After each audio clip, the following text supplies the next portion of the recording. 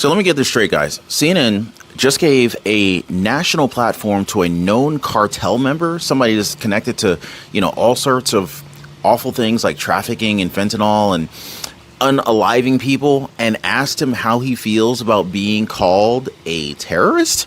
Ladies and gentlemen, today is Tuesday, May 6, 2025, and barely 24 hours later, the hammer dropped. Now, what happened next wasn't just political, it was personal. President Trump, he didn't wait. He signed a set of executive orders that immediately launched the largest deportation campaign in modern American history, guys. And now we're getting reports from inside, footage, firsthand accounts, law enforcement sources, all confirming that what started as a CNN segment just triggered a nationwide crackdown unlike anything we've seen in decades, guys. In today's video, I'm going to walk you through the real story behind this raid footage that the media will not talk about. Why this wasn't just about immigration, but it was actually about national security, trafficking, and the deadly grip of fentanyl. Now, you're going to learn what's in Trump's newest executive orders, why certain sanctuary cities are now on high alert, and how Stephen Miller just invoked a constitutional clause that could turn this entire debate right on its head, guys. Plus, we need to look into President Trump's bold plan to bring back a prison that America thought was long gone. And of course, the shocking reason why he's considering doing it right now. Now, if you've ever wondered what happens when the media plays games with your safety and the President Trump decides that he's done playing, this is the moment, guys. So it's just getting started. If you appreciate the daily news updates, please take a second, hit the like button for the video, and be sure to subscribe to the channel for the cause. Appreciate you guys. But let's go ahead and break this down from the very beginning. So first, let's start with how this all began. CNN, I know. How many people watch CNN? Does anyone trust CNN? Just drop me a quick yes or no. Do you believe CNN? Are they trustworthy? Anyway, that particular CNN aired an interview that has left Americans stunned, brokenhearted, and even furious. Not with what was said, but who they gave the microphone to. This is a cartel member on camera speaking freely. No apology, no remorse, just bold, smug answers to softball questions. CNN didn't ask him about fentanyl, deaths. They didn't ask him about the thousands of families that were destroyed. No, they just asked him how he felt about President Trump calling him a terrorist. What do you think about that, guys? Like, let that sink in for a second. Is this journalism or is this propaganda? Which is it, right? Now, let me be clear. This wasn't some anonymous smuggler in the shadows. According to the reports, this individual had direct ties to the very cartels responsible for trafficking women, enslaving children, and pumping poison into our cities. And CNN handed him the spotlight. No accountability, no context. They let him speak unfiltered to the American people. While real Americans they're burying their kids from fentanyl overdoses. Now, Stephen Miller, Trump's top policy advisor, he basically called it out immediately. And Stephen Miller did not hold back, as a matter of fact. In fact, he said the American press was more worried about hurting the feelings. You believe this? Do these people even have feelings? He said the American press was more worried about hurting the feelings of cartel members, cartel monsters, than protecting our citizens. You know, you can't even make this up. He reminded the country that these cartels, they're terrorists, and every illegal immigrant crossing the border is either smuggled by them or taxed by them, right? And these are the same cartels that are behind the trafficking rings, the drugs, and the different assassination campaigns across the Western Hemisphere. And CNN, they gave them a voice. Now, if you think President Trump was just going to go ahead and sit back and do nothing while the corporate media humanized America's most dangerous enemies, think again, guys, because what came next, it changed everything. In fact, we're going to dive into how the White House responded just hours later with sweeping new executive orders and the largest deportation operation in decades. And you're going to want to hear exactly what those orders said, because this wasn't just about politics, guys. It was war. So stick with me. But if your parents are over 65 years old or over, here's a gift that's better than flowers or a phone call. I know Mother's Day is coming up, but here's a better gift than even that. Peace of mind. Guys, Chapter helps people like your mom, your dad, your grandparents find the right Medicare plan, one that covers their doctors, saves them money, and it protects their future. Julie in Kansas is now saving $400 a year. Jamie in Texas is now getting back $600 in her Social Security. How do you think your parents would feel about that? How would you feel if you got an extra $600 back? And you know what's funny? The average person, the average senior, is saving about $1,100 per year with Chapter. Chapter's advisors, they treat people like family, honestly, because the reason why Chapter even was started is because their own parents got taken advantage of. So you already know that their heart's in the right place. Anyway, so you can give Chapter a call right now at 909-563-8279, or you can visit them at askchapter.org/Ron. I'll even leave a link for you guys in the description down below of this video. Now, guys, the moment that Cartel interview aired, the White House, they moved fast. President Trump, he already fired up over the ongoing border prices as it is. He saw the CNN segment as the final straw. That was it. Within hours, his administration issued a series of explosive executive orders, not just to stop illegal immigration, but to go on the offense. And so these weren't just symbolic. These were orders with teeth. One executive order directly targets sanctuary cities, stripping protections from jurisdictions that are harboring criminal aliens and blocking ICE from doing its job. Another EO directed Attorney General and Department of Homeland Security to begin publicly naming and shaming every state and local obstructing federal immigration enforcement. Cities like Chicago, cities like San Francisco, cities like New York City, they're now on notice. But that was just a start, actually. President Trump also expanded federal authority over local law enforcement in areas where cartel activity is suspected, meaning federal agents, they no longer need to wait for permission to act. Now, let me be crystal clear here, guys. These orders were not random. These were a direct response to the cartel being aired on TV like some celebrity guest. And Trump made it known, look, if the media is not going to defend the American people, he will. And mark my words, guys, he backed that promise with the most aggressive immigration action we've seen in years. Now, some people, a lot of the Democrats are not supporting him. Look at Adam Schiff. Look at Jasmine Crockett. Look at Chuck Schumer, Nancy Pelosi, you name it, right? But if you support Trump, drop a 47 in the comments down below. But if you support the Democrats' agenda, just drop in the word Democrats down below. But here's where things go from serious to shocking. And by the way, for those of you guys who are just now joining the live, please take a second and hit the like button for us. It really does help us to overcome the YouTube algorithm that, sometimes, I don't know, I feel like our message doesn't get out there for some reason. But it's a daily battle that we deal with. So I do appreciate you guys subscribing and hitting the like button. But here's where things get real crazy here. Because just as those executive orders are being signed, reports started flooding in. We're talking about like ICE raids happening in multiple cities. And then something leaked. The footage leaked. So I need to tell you guys what was captured. Like what Operation Tidal Wave exposed. Have you guys heard about that? Operation Tidal Wave? And why President Trump's harshest critics are all of a sudden going silent.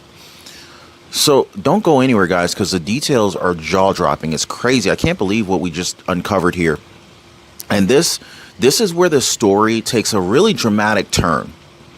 Because probably just days after CNN gave a cartel member a platform, and just hours after President Trump signed his emergency executive orders, something big leaked, and it wasn't supposed to get out. We're talking about real-time reports and internal footage from what insiders are now calling Operation Tidal Wave. This is a joint ICE and DOJ campaign already underway before the ink dried on those executive orders. And let me tell you guys, this wasn't some photo op.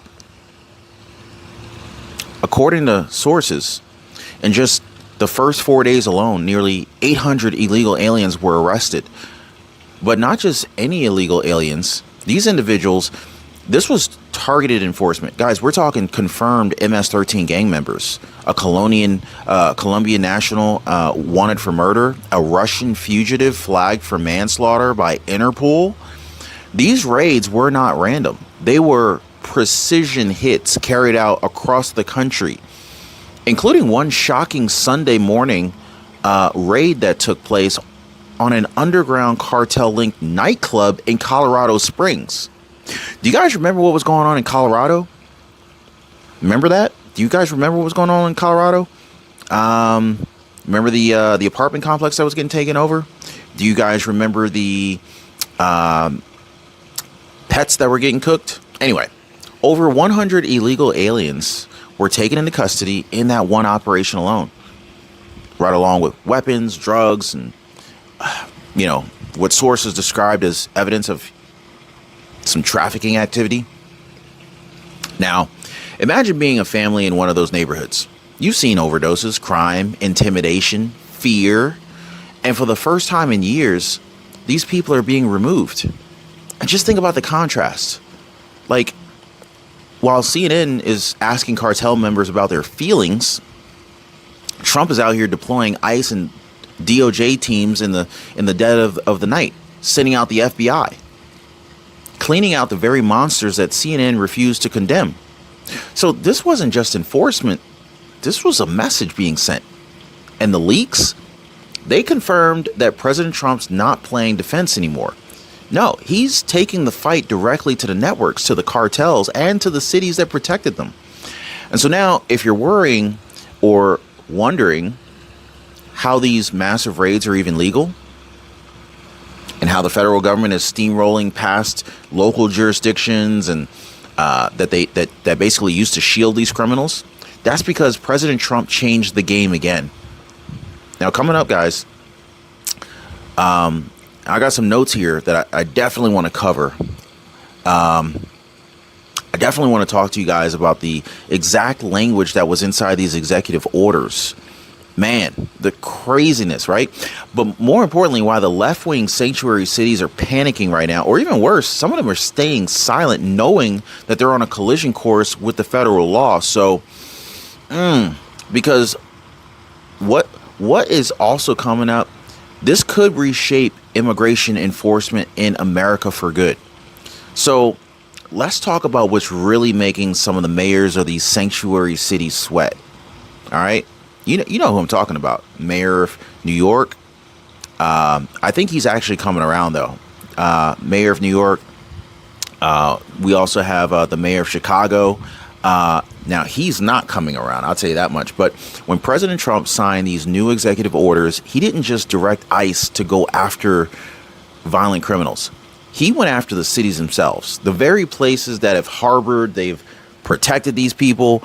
They even celebrated illegal aliens, no matter how dangerous they were. So the first order, well, it forces the Department of Justice and Homeland Security to publish a list of every state and city that's obstructing federal immigration enforcement. So what this means is locations, specific crimes, all laid bare for the public to see. Now, the second order, it goes even further. This one grants expanded federal powers to override local resistance, particularly in cities where local police have been ordered not to cooperate with ICE. In other words, Trump's saying, hey, if your city's out here protecting illegal gang members, we're coming through anyway. These aren't empty threats. The Trump administration is already preparing to withhold federal funds, reroute enforcement resources, and even deploy military assistance if needed. Can you imagine seeing tanks rolling through the neighborhood, clearing things out? Instead of asking serious questions like how the administration is going to enforce these orders or what the timeline looks like, we had White House reporters asking, why hasn't Mexico paid for the wall? Seriously? Meanwhile, cities that once proudly waved the sanctuary city banner, they've gone quiet because they know this time is different. This ain't campaign talk. This is federal action backed by the full force of the executive branch. And it's justified by the skyrocketing crime rates and the cartel activity within their own communities. But if you think that's the most craziest number that we got, think again, guys, because I'm going to share with you guys the before and after numbers that actually prove that President Trump's new policies didn't just make headlines. They've already changed the border. And when you hear the difference between this April versus last April, you're going to understand why even his critics are completely stunned. So stick with me because these numbers don't lie. Those of you guys just now joining the live, thank you so much for hitting the like button and subscribing to the channel. And drop a quick 47 in the comments if you support President Trump's deportation efforts, cleaning up the streets and removing these criminals from the country. Now, let's talk numbers because this part's really jaw-dropping. While the media was freaking out, they're obsessed over the optics and cartel feelings, the Trump administration was quietly locking down the southern border, and the results, well, they're historic. So let me give you the one number that's literally going to stop you in your tracks, right? So this April, as of the latest reporting, only 9 illegal aliens were released into the interior of the United States. 9, compared to that of last April under the previous Joe Biden administration, 184,000. Guys, that's not a typo. That's not exaggerated. That's the real before and after snapshot of what happens when a president prioritizes border security over political correctness. That's like a 99.99999% drop in interior releases. This is what operational control of a border actually looks like. So how did we get here? According to the administration, it's the result of a multi-action, multi-agency crackdown involving Border Patrol, ICE, the U.S. military, and some of these new executive orders that, not only executive orders, but new executive directives that the Trump administration is backing. Illegal crossings haven't just been stopped. They've been intercepted before smugglers even get across. Detainment protocols are tighter, loopholes are closing, and the cartels, they're losing control of their most profitable pipeline. We're not just talking about reduced immigration. We're talking about disrupting a billion-dollar trafficking network that's been bleeding this country dry for years. And this is just the beginning. Because Trump's goal, as he said, it's not just to manage the border, it's to end the crisis permanently. But there's a whole nother layer to all of this that the press refuses to touch. They don't want to talk about it. Trump's not just treating cartels like criminal organizations. He's actually calling them what they really are: terrorist groups. So we need to talk about what this means legally and more importantly, why it changes everything everything about how we deal with them and how it gives the U.S. military and law enforcement new powers that they've never had before in this immigration fight. So this is crazy. Now, I don't want to see tanks rolling down my street. I'm just saying. But here's where things shift from law enforcement to counterterrorism. President Trump, along with his top advisors like Stephen Miller, isn't just calling cartel leaders criminals. He's calling them terrorists now. And that's not just political rhetoric. That's a strategic classification. That's a strategic naming nomenclature that they're using now. One that unlocks an entirely different set of tools on how we get to deal with them. So once cartels are labeled as foreign terrorist organizations, also known as FTOs, under U.S. law, the government can freeze their assets, track and intercept communications globally, prosecute anyone who provides them with material support, including U.S. citizens, and even authorize military force to dismantle their infrastructure inside or outside the country. Now, ask yourself this. Why is all this necessary? Well, it's because these cartels are no longer just smuggling operations. They're now multinational networks involved in trafficking, arms dealing, political intimidation, and fentanyl epidemic that's killed over 100,000 Americans annually. Stephen Miller, he came out, he made it brutally clear. He said that, hey, these are not groups you negotiate with. These are enemies of the United States. And if CNN and MSNBC, or I should say, as Trump says, MSDNC, won't call them out for being what they are, the Trump administration just did.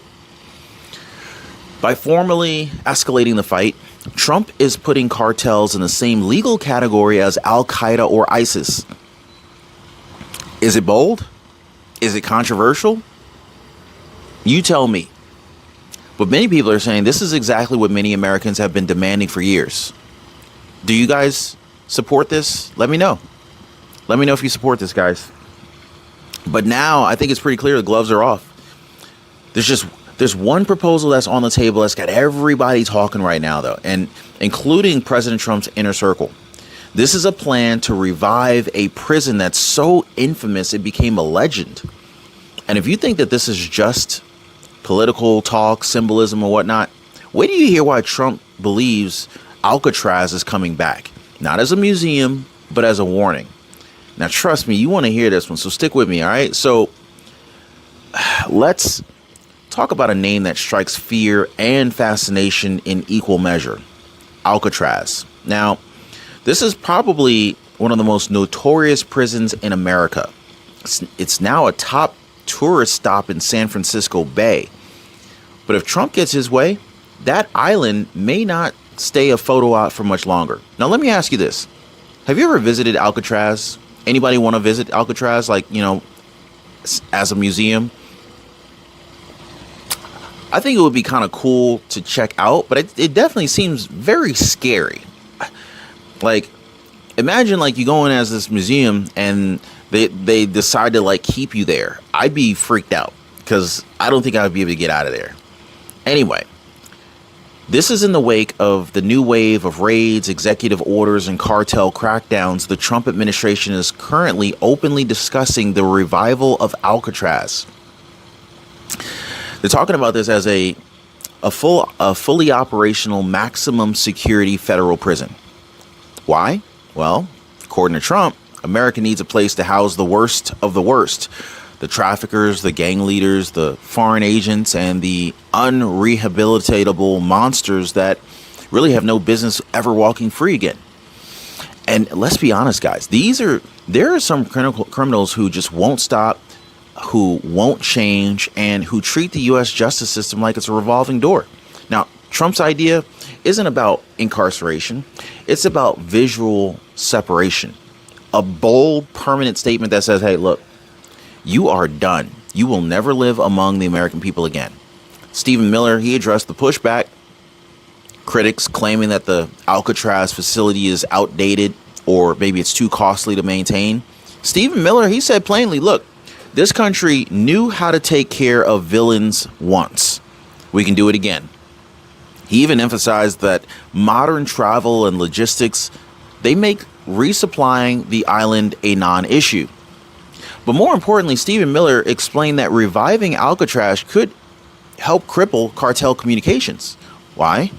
Because if you isolate gang leaders in a place that's literally surrounded by water, it's cut off from society, it makes it way harder for them to run operations from inside prison walls. And if you're wondering whether this is just a symbolic idea to get headlines, I don't think so. This plan, it really does line up with President Trump's broader push to just kind of like show zero tolerance, send a loud and clear message to criminal networks that, and also remind America's enemies, you don't get to destroy families and walk free. You disappear. But here's a question that it's probably on your mind right now. Is this even constitutional? Like, can President Trump really use federal power to like this aggressively? Well, according to one clause in the U.S. Constitution, not only can he's obligated to do so. So I'm going to share with you guys the exact language that Stephen Miller just invoked that reframes this entire debate, not as immigration policy, but as constitutional emergency. Now, guys, this part changes everything. All right. So let's answer the question that a lot of people are asking. Can Trump really do all of this stuff? Like the raids, the executive orders, the military deployments, the possible reopening of Alcatraz? Aren't these radical judges going to try and block him? Maybe. But according to Stephen Miller, not only can he must. And it all comes down to one critical line in the U.S. Constitution. Article 4, Section 4. The United States shall guarantee to every state in the Union a Republican form of government and shall protect each of them against invasion. Think about it, guys. Let that sink in. Shall protect each of them against invasion. Now, Miller argues, and Trump agrees, that the mass influx of illegal aliens, the cartel control of border crossings, and the violent criminals and the violent crime that's spilling into American communities qualifies as exactly that, as an invasion. Now, under the clause, the president isn't just allowed to act. He is constitutionally obligated to protect the states. That means, guys, deporting illegal aliens who pose a threat, overriding sanctuary jurisdictions that interfere, and even using the military to secure the border and restore lawful order. So this isn't just Trump flexing his authority. It's Trump invoking one of the oldest and most foundational duties of the presidency. So now compare that to what happened under Biden. Miller called it a constitutional crisis where the government refused to act. They refused to act as states were getting flooded with fentanyl, trafficking, and cartel-backed violence. So when Trump moves fast, when he signs orders, launches raids, and calls out sanctuary cities, that's not politics. That's presidential duty. Plain and simple. So let me know what you guys think about this, right? Now, who's helping lead this charge behind the scenes? Because it's pretty clear that this ain't just a one-man operation. Well, President Trump is actually surrounding himself with some serious people, not career bureaucrats or DC figureheads, but fighters. So two names keep rising to the top. You got Stephen Miller and you got Marco Rubio. So let's start with Marco Rubio, right?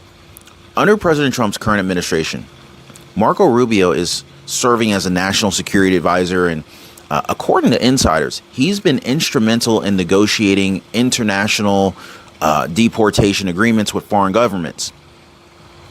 Countries that used to refuse to take their criminals back. They're now facing serious consequences, including visa bans and trade penalties until they comply. Now, Marco Rubio, he's been called the Kissinger of our time by Trump's own team, which is no small praise. So behind the scenes, another name starting to gain a lot of momentum. You guys heard his name a lot during this video, Stephen Miller. Stephen Miller is Trump's deputy chief of staff for policy. He's the architect that's behind the immigration, the national security policies that we've been talking about.